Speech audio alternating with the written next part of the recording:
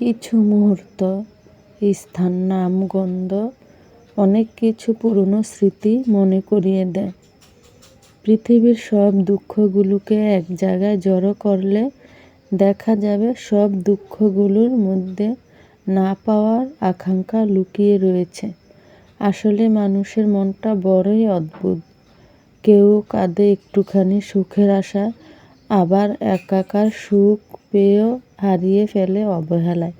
এই পাওয়া না পাওয়া নিয়ে কেটে যাচ্ছে সবার জীবন। আসসালামু আলাইকুম আমার প্রিয় ভাই বোনেরা, সকলে কেমন আছেন?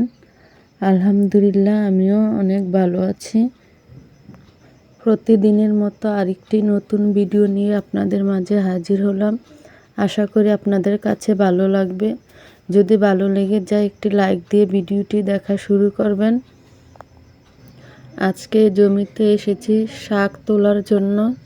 শাকগুলা দেখে আর লোভ সামলাতে পারলাম না, শাকগুলো তুলেই ফেললাম।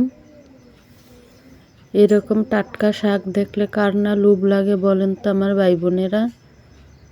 তাই এখান থেকে অনেকটা শাক তুলে ফেললাম।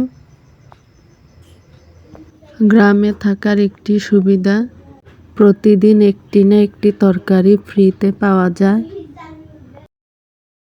শাকগুলোকে বাড়িতে নিয়ে যাচ্ছি। এই শাকগুলো এখন আমি আপনাদেরকে ঢেলে দেখাচ্ছি যে কতগুলো শাক তুললাম। এই যে দেখুন, অনেকগুলো শাক তুলে ফেলেছি। শাকগুলো অনেক ফ্রেশ, কোনো পোকামাকড় নাই। জমি থেকে পানি চলে গেছে তো নতুন শাক উঠছে, তার জন্য এত ফ্রেশ। আমি শাকগুলো ধুয়ে পরিষ্কার করে এখন রান্নাঘরে নিয়ে এসেছি। শাকগুলো আমি কেটে রান্না করব।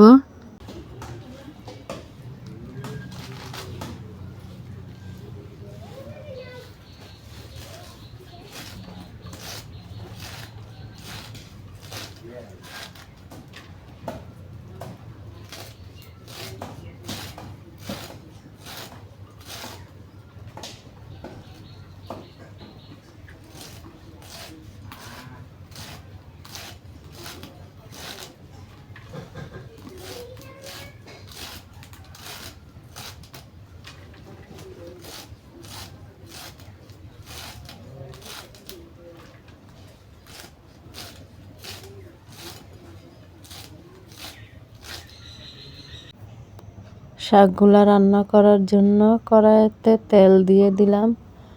তেলটা গরম হলে এখন আমি এর মধ্যে দিয়ে দিব রসুন কুচি, পেঁয়াজ কুচি দিব। পেঁয়াজ কুচি আর রসুন কুচিটা একটু লাল লাল করে ভাজবো।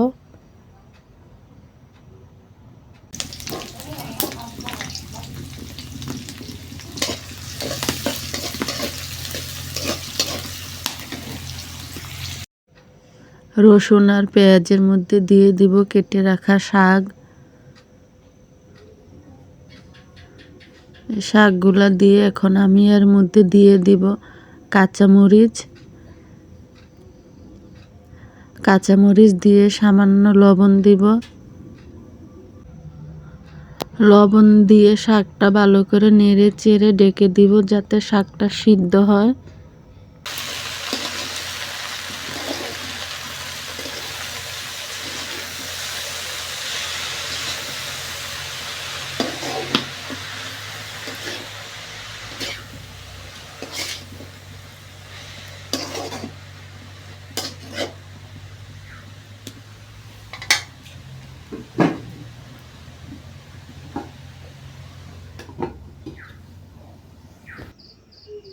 ঢাকনাটা খুলে শাকটা নেড়ে চেড়ে দিব।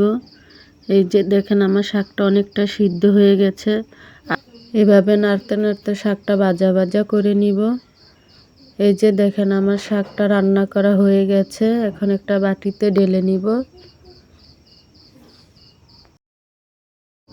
শাকটা ডালতে ডালতে আমার ভাই বোনদের কাছে বিদায় নিচ্ছি। সবাই ভালো থাকবেন, সুস্থ থাকবেন। আল্লাহ হাফেজ।